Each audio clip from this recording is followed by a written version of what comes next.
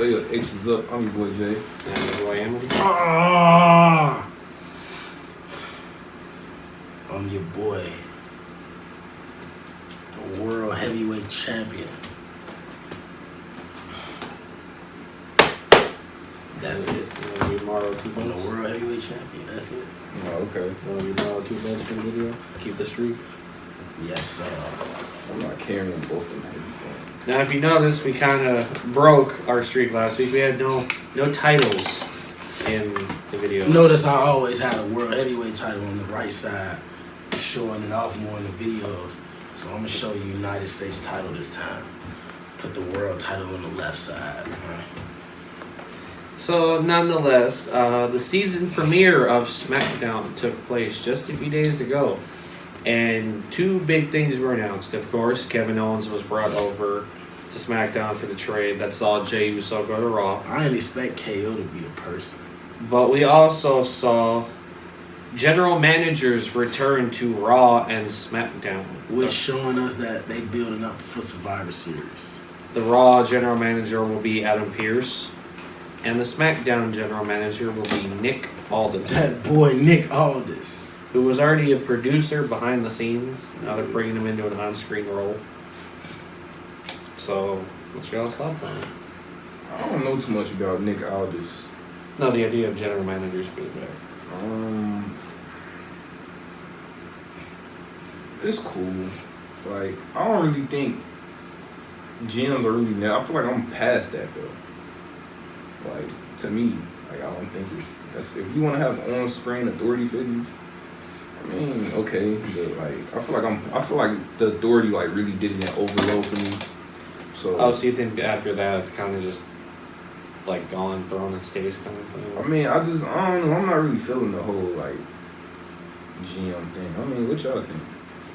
I like it because, you know, obviously in the time period that I came around in the wrestling, they did have general managers. I believe when I came in, I know Booker T was running SmackDown.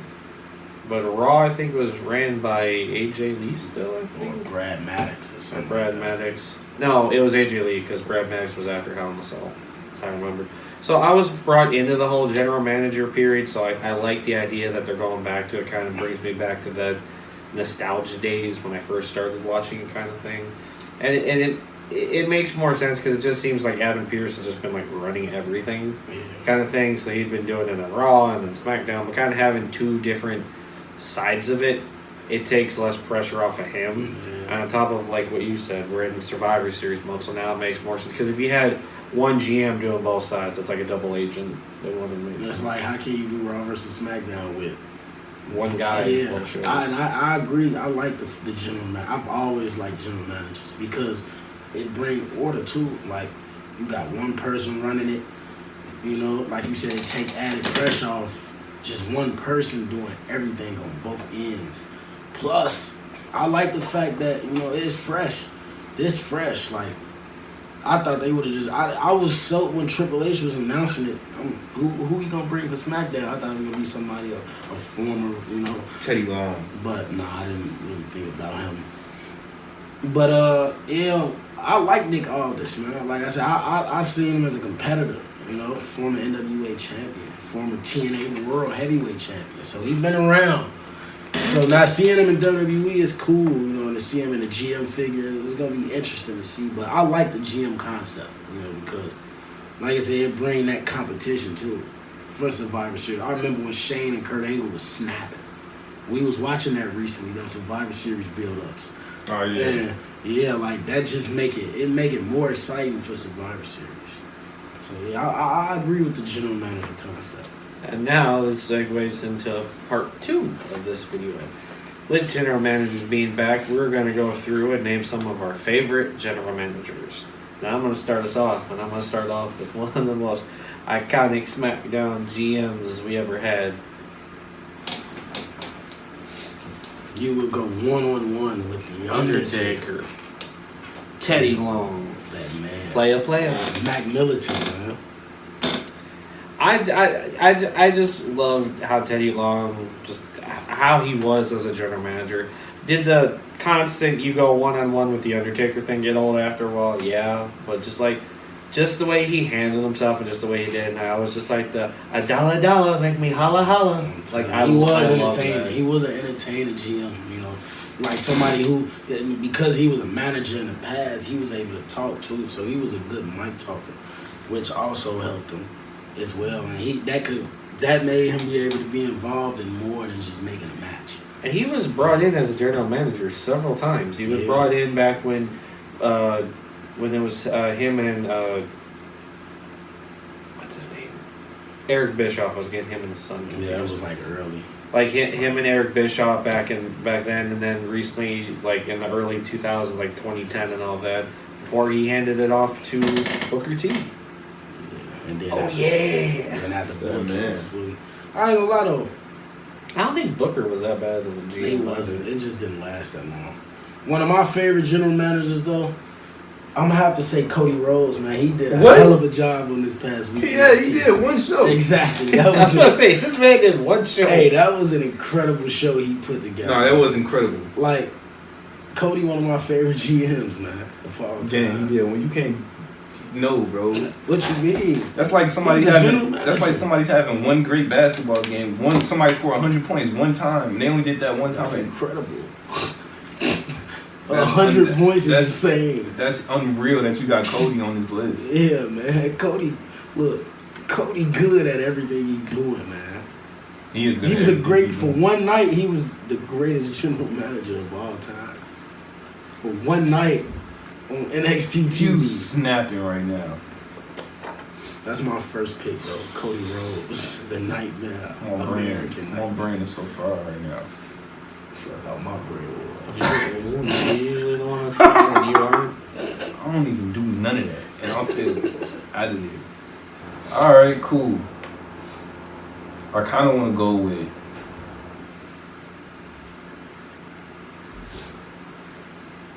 Who was one of my favorite GMs of all? This is a tough one. My name is John Laurinaitis. I didn't really watch that.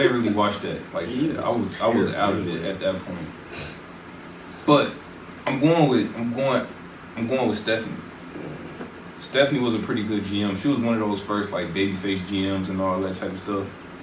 I feel like she did her thing on that in the GM role.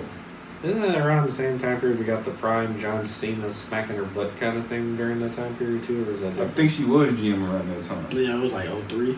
Something there like 03. I dare you. Yeah, Stephanie was going. He didn't really smack it. I would have gripped. He just tapped it. Yeah, and then he did like a kid. Like I would have gripped those. That's Stephanie. Yeah, so I'm going with Stephanie, man. I thought she was a great GM. Like this and Fast and Furious, just grab and hold. Not that authority role, Stephanie. Like SmackDown, babyface SmackDown. You first turned SmackDown on, she just bent over. Yeah, that one. That Stephanie was crazy. She knew how to introduce herself. I did like her theme song though towards the end before she left, like Queendom. I kind of like that. I like the other one. Get to know. I like the other one. I'm all grown up now. And listen to learn. Hey, she has some good songs though. Like Tony Montana, the world is mine. Yeah, she snapped. She's still so sexy at 55. She not 55, gang. Stop. 44. He just tried to go off. Alright. So, next one for me. It's crazy because Triple H like miles older than her. Like he is? Yeah.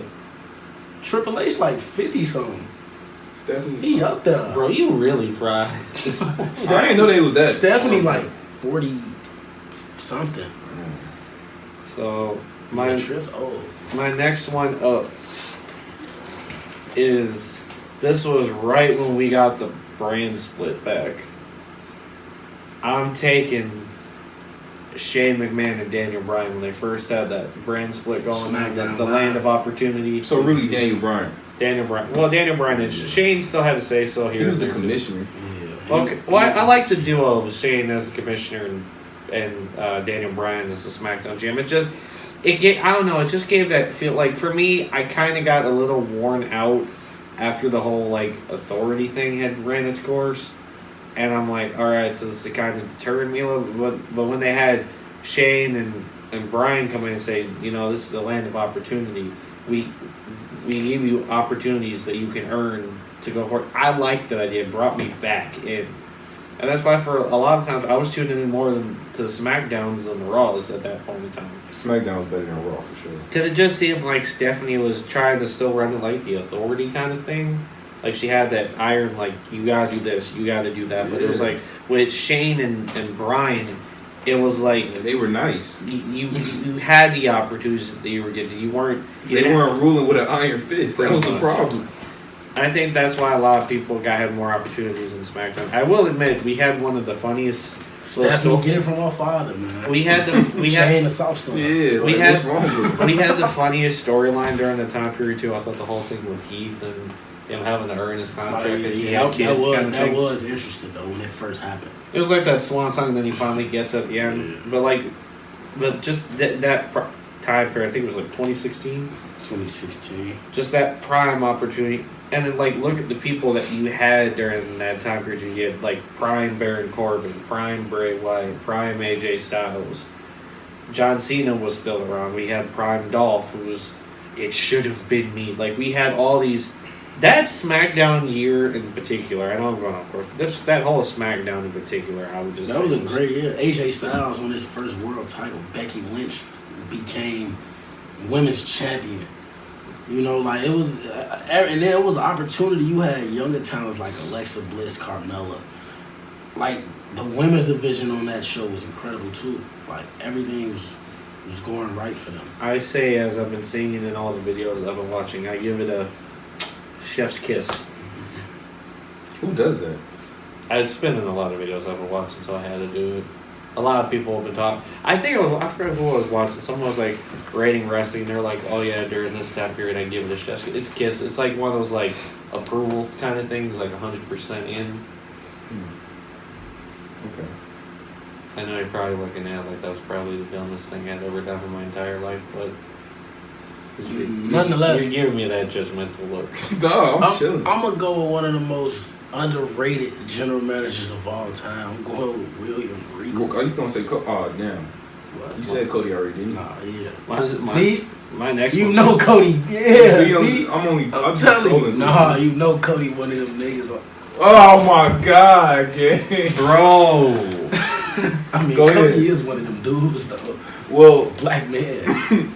I thought he was white Jesus. he is like he a black But man. nah, Like, William Regal, he went crazy in his NXT run as the GM. Like the matches he put, the way like he had settled things. Like wrestlers didn't run over William Regal. He wasn't afraid of nobody. I mean, if I'm William Regal and I wrestle the way I wrestle, and I was as vicious as I used to be, I wouldn't be as afraid of nobody either. So this because you're talking about the William Regal in NXT, yes, NXT, not his GM run on Monday Night Raw in 2008.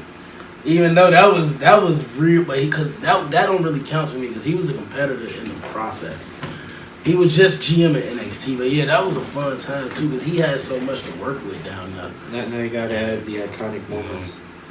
Not only was William Regal a good general manager in NXT, but he gave us one of the most iconic lines in wrestling. Yes, this will be contested in War Games. Yes, with intensity. Even at the end of it, when the era was like, "Come on, Regal, give it to me. I want it." Yeah, I can't wait till 2024, man. Regal will be back on screen, man. Finally. oh yeah. You know, Tony Khan banned him from being on WWE TV for a year. He said, "You can leave my company." Shouldn't that be up here soon? Because he left in November of last year. Yeah, he 2024. They said like January he'll be cleared. Their whole roster about to be free agents in 2024. So, I mean, that was a smart. I mean, you let him leave, but I mean, yeah, Regal been backstage. I saw William Regal in his last AEW appearance. Oh, yeah. His last appearance was the Thanksgiving Dynamite in Wintrust. Oh yeah. That was his last time in AEW. That boy, and I was there. Underrated, man. So you get to see he actually had a good killer theme song in AEW. I'm not gonna lie. He got a killer knee lift too, and He's just a great wrestler. That's probably why he left AEW. I mean, but he just. I got my pick right. Yeah. All right, so cool. We'll do one more after that. I just had it in my head too. Y'all ain't say Vicky Guerrero. No. Very underrated. Vicky Guerrero was a great. I hated Vicky Guerrero. Hey, excuse me. Like that voice was just. I love the firing that happens. Like they left it up to the people to do the should Vicky Guerrero stay hired or not, and 70% out of 100 wanted her fired. I didn't think she could be as good as she was. And I said, biatch. She is Eddie's wife. You look horrible tonight. When you went to the bathroom, I was actually singing that. The Rock's concert. Cause biatch. Bro, I can only think about rock concert when I think about video. Exactly. It's just all the. I think about the segment she had when King and Cena was giving it to her. Man, when Stephanie, her last match against Stephanie McMahon, when Stephanie threw on the dookie puddle. But then Stephanie threw her in it. Or she threw Stephanie in it. Yeah, after that. And she came out to Eddie Music. Yeah. That moment, that was actually a good moment. You know, that was a good way for her. They sent her out kind of bogus. They sent her out kind of cold. Yeah, it was like she got embarrassed, but she went out with the Eddie Music, and the fans actually cheered her for the first time ever. So I was like, cool, you know, Vicky. Because Stephanie was also, I think, prime heel. Yeah, she was a vicious heel. Thing. She was a vicious heel at that point too. So yeah, we're going with Vicky. Vicky had a run. Latina heat. So you know. Now for my final pick, and this one might be controversial because this wasn't a person that made this controversial. Bro, please don't tell me that. No. Oh, God. Why is it controversial? Because. Go ahead, say it. I know what he's finna say too. Say it. I'm just joking. Nah, go ahead. No, I'm joking actually. Actually, wait. No, I'm sticking with it because I did love it. Shit was horrible. I thought it was funny. For me, my last pick is that man, John Laurinaitis. Okay. I respect that. That's cool.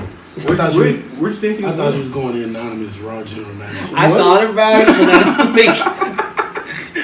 Bro, when he said it wasn't human, I knew he was going with the computer, bro. Because Laurinaitis said human. What human sounds like that?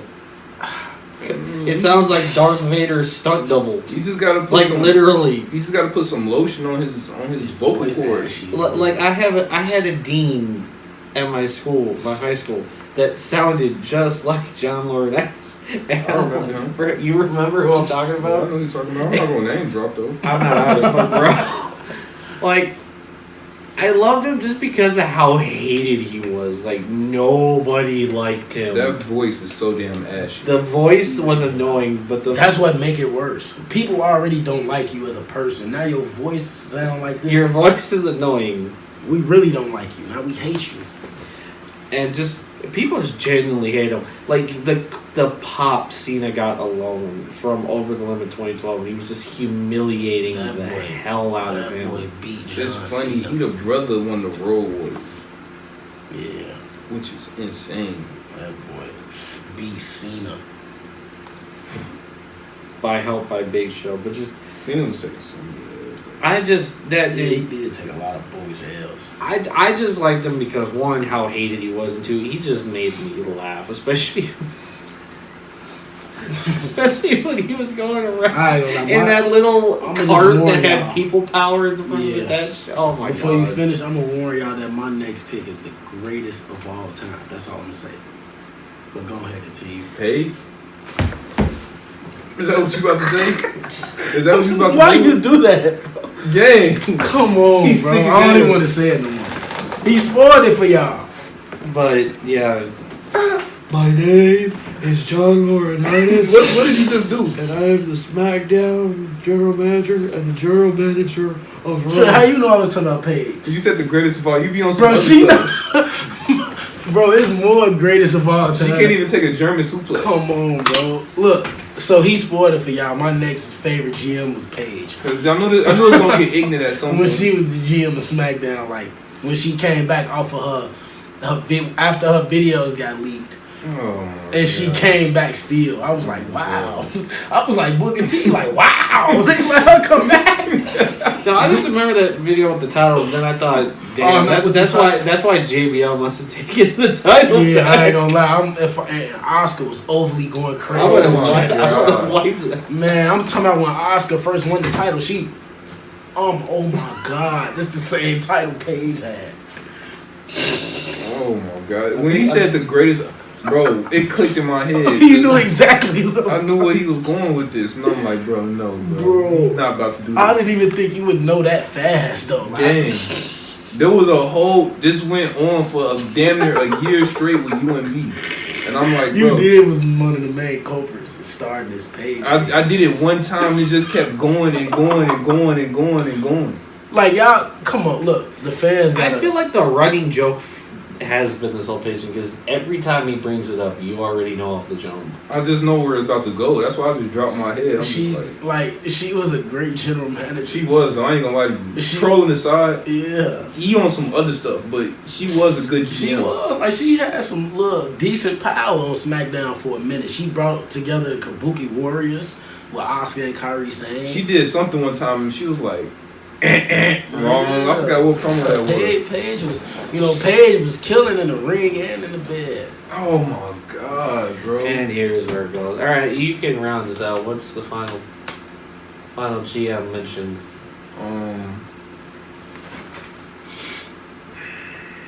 Who was my other favorite? I'm glad they changed the NXT Women's title. Here we go. My other favorite, I need to go in the vote. I mean, that title's been through. Any of the ones that's been through some stuff. You have Yeah, Paige with the first one. You have Mandy Rose with the next one. Yeah, but Mandy, But no, I would. That one wasn't that bad. and though. Mandy ain't like She ain't. woo, I get on the title. Yeah, she ain't get that on. That we know. I mean, she had that secret page. We didn't know. Right, you don't know. I need to probably subscribe to that. But I forgot what it was even called. It wasn't like an old fan time. Oh, that's what it was. Yeah. You still remember that? Yeah, Yeah, all right. I'm You going trying to to get on pay that. your $40-$50 a month. Man, that's a lot. Damn, I ain't paying $40-$50 for that. I just I can look that up for free. I get on the sites when we turn. I'll get on the hub before I pay for that. Look, gang. I'm going with. I'm low key going with Kurt Angle like in 04. Oh yeah, but he had put his wrestling career on hold for a minute. Yeah. Kurt Angle. Didn't he get legitimately injured though? Yeah. Against Eddie. Yeah, he just had like a lot of, piles of injuries and stuff like that. So, and then they, that's how they ended up there on the heel side. But yeah, he was doing this thing. First, he was like kind of like a babyface GM, and then he started messing with Eddie. He cost Eddie like the WWE title, and then Vince was like, "You not hurt?" And then that's when Vince got a little rider with Eddie. He was going crazy. So yeah, bro, that was when Vince was trying to do the dance. he was going crazy. So yeah, Kurt Angle low key went crazy though as SmackDown GM. Yeah, he brought. I ain't gonna lie. He was kind of I was babyface. watching it in 04. He brought Booker T. Booker T thrived on SmackDown. He low key was babyface for a little minute. Then Big Show chokeslammed him and almost killed him off of something. You saw that, bro? Yeah. So yeah, Kurt Angle's like.